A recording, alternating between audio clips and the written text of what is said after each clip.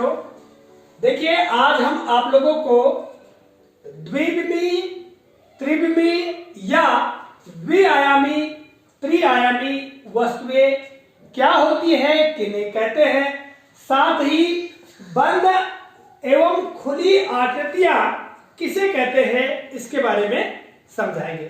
ठीक है?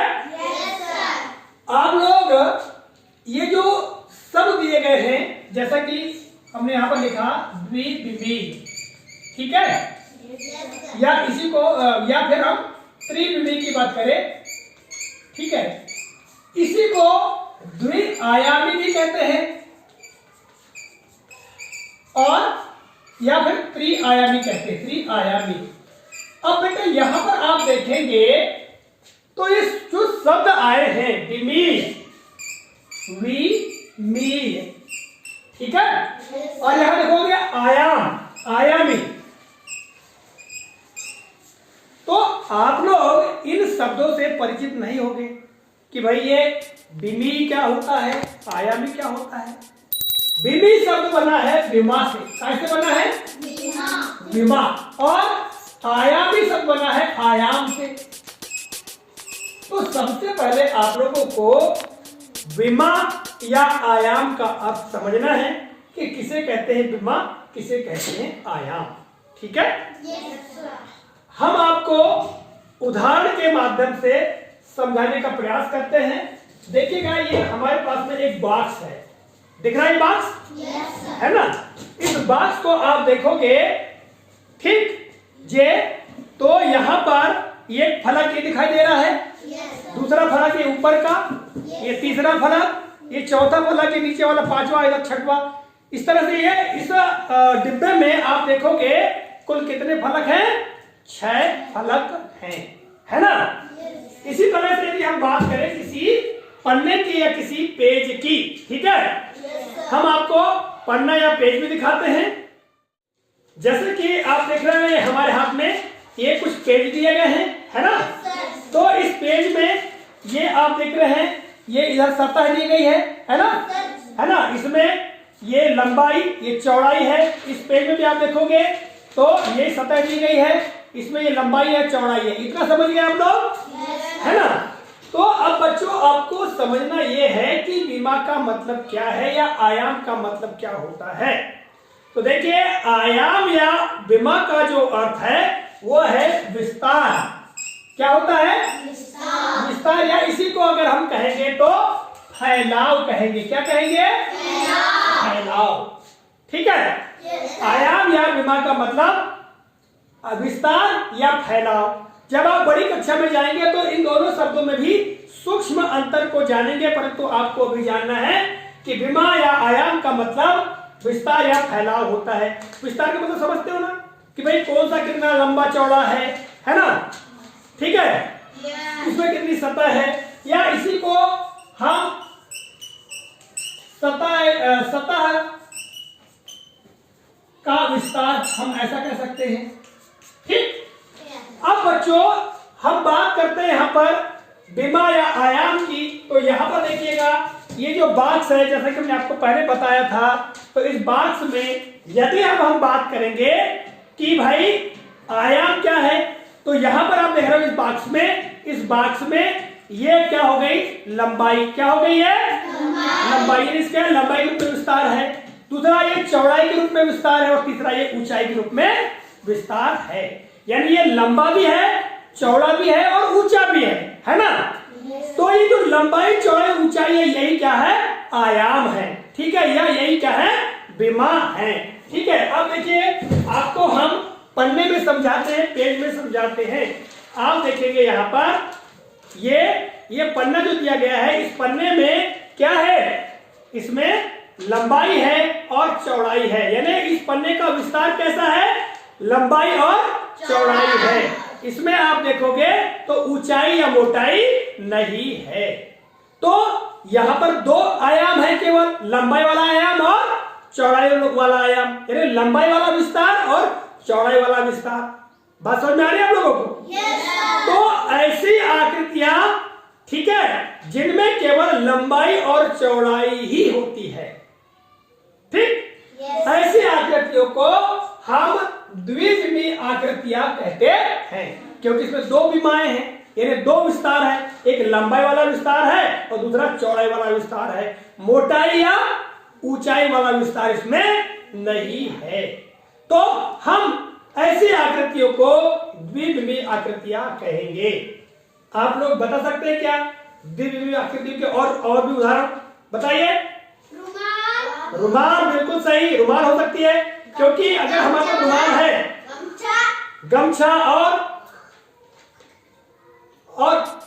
पेड़ों के पत्ते, है ना, और क्या क्या हो सकते हैं सोचिए।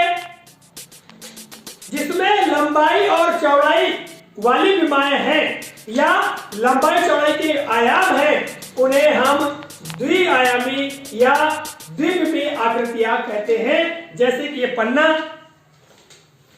इसी तरह से आप देखेंगे तो ये रुमाल, ठीक है, ये कैसी आकृतियां हैं, द्विविमीय आकृतियां हैं। पेड़ों के पत्ते में लंबाई भी होगी, चौड़ाई भी होगी, किंतु उसकी मोटाई नहीं होती है या ऊंचाई नहीं होती है। तो हम ऐसी आकृतियों को द्विविमीय आकृतियां कहते हैं, क्योंकि इसमें केवल दो विमाएं हैं, यानी दो आयाम है, एक लंबाई वाला आयाम और दूसरा चौड़ाई वाला आयाम। अब देखिए, जैसे हम बॉक्स की बात करेंगे, ये बॉक्स दिया गया है, इस बॉक्स में भैया लंबाई भी है, चौड़ाई भी है और ऊंचाई भी है, यानी मोटाई भी है। तो ये त्रिआयामी होगा। पहला आयाम क्या हुआ, लंबाई वाला, दूसरा आयाम क्या हुआ, चौड़ाई वाला, और तीसरा आयाम क्या हुआ, मोटाई या ऊंचाई वाला। तो ये कहलाएगी त्रिविमीय आकृति, ठीक है। अब आप बता सकते हो त्रिविमीय आकृतियों के और कौन कौन से उदाहरण हो सकते हैं। चाक का डिब्बा। चाक का डिब्बा बिल्कुल सही, और पंखा का डिब्बा। पंखे का डिब्बा हो सकता है, और कौन कौन से उदाहरण हो सकते बताइए। हाँ, ट्रंक हो सकता है, संदूक हो सकता है, ये अलमारी हो सकती है। ये कैसी आकृतियां हैं, त्रिविमीय आकृतियां हैं, जिसमें लंबाई भी है, चौड़ाई भी है और ऊंचाई भी है। खिड़की बिल्कुल, खिड़की भी हो सकता है, दरवाजा भी हो सकता है ना। तो आपको समझ में आया। फोटो भी हो सकती है। कुर्सी देखो, कुर्सी में बेटा वो थोड़ा सा उसकी आकृति कुछ अलग तरीके की होती है, ठीक है। तो हम ऐसे आकृतियों का चयन करेंगे जिसमें लंबाई, चौड़ाई और ऊंचाई हो, अर्थात लंबाई वाला आयाम हो, चौड़ाई वाला आयाम हो या ऊंचाई वाला आयाम हो। तीनों आयाम होने पर उसको त्रिआयामी कहेंगे। और केवल दो ही हैं, लंबाई और चौड़ाई के ही विमाएं हैं, लंबाई वाली विमा और चौड़ाई वाली विमा, तो उसे हम क्या कहेंगे, द्विआयामी। हम यहाँ पर एक आकृति बनाते हैं, ये आकृति क्या कहलाएगा, आयत की वर्ग, आयत, ठीक है। तो यहाँ पर आप देखोगे इसकी केवल लंबाई है और चौड़ाई है, मोटाई या ऊंचाई है क्या, नहीं है, इसलिए ये क्या कहलाएगा, द्विआयामी। ये कौन सी आकृति है बताइए, वर्ग है कि आयत है, वर्ग है। तो ये वर्ग में भी आप केवल देखोगे लंबाई चौड़ाई है, इसलिए ये भी द्विआयामी आकृति कहलाएगी, ठीक है। बात समझ में आ रही है। तो हम रेखागणित में अर्थात जो ज्यामिति है उसमें देखते हैं, जो ज्यामितीय आकृतियां होती है, खासकर उसमें लंबाई और चौड़ाई ही हमको देखने को मिलती है, इसलिए ऐसी आकृतियों को हम द्विविमीय आकृतियां कहते हैं। अब बच्चों हम बात करते हैं बंद एवं खुली आकृतियां। बंद आकृति किसे कहते हैं, खुली आकृति किसे कहते हैं। तो देखिए, बंद आकृति की हम बात करें तो आप ये आकृति हमने बनाया है, इस आकृति के अंदर प्रवेश करने के लिए कहीं से कोई स्थान है क्या, नहीं है। अब हम एक आकृति और बनाते हैं, इस आकृति के अंदर जाने के लिए जगह है क्या, कहां से जा सकते हैं, यहां से जा सकते हैं, है ना। और हम बनाते हैं भैया, हम देखो एक आकृति और बना रहे हैं, इस आकृति के अंदर हम प्रवेश कर सकते हैं क्या, नहीं कर सकते हैं, नहीं कर सकते ना। इसी तरह से देखिए, हम और आकृति बना रहे हैं, ये आकृति में प्रवेश कर सकते हैं क्या, नहीं कर सकते हैं। इसी तरह से हम और कुछ आकृतियां आपको बनाकर बताएंगे, ये बताइए इस आकृति के अंदर प्रवेश कर सकते हैं क्या, कर सकते हैं। तो बेटा बंद आकृतियां और खुली आकृतियां बहुत सरल है। जिन आकृतियों के अंदर हम प्रवेश नहीं कर सकते, है ना, जो चारों ओर से बंद है, उन्हें बंद आकृति कहते हैं। और जिस आकृति के अंदर प्रवेश किया जा सकता है उन्हें खुली आकृति कहेंगे। सीधी सी बात है। जैसे हमारा कमरा है, कमरे में सारे दरवाजे खिड़की बंद हो जाए तो कमरा कैसा हो जाएगा? बंद। और जब उसके दरवाजे खिड़की खोल दिए जाएंगे तो कमरा कैसा हो जाएगा? खुला हो जाएगा। उसी प्रकार ये जो आकृतियां हैं, ये जिन आकृति के अंदर प्रवेश कर सकते हैं वो खुली आकृतियां, और जिसके अंदर प्रवेश नहीं कर सकते उन्हें बंद आकृतियां कहते हैं। बात समझ आ गई? अब आप लोग समझ जाएंगे कि ये द्विविमी, त्रिविमी या द्विआयामी, त्रिआयामी या फिर बंद और खुली आकृतियां क्या होती है। इसके बारे में आपको समझ में आ गया? ठीक है। हाँ, बोलिए जय हिंद।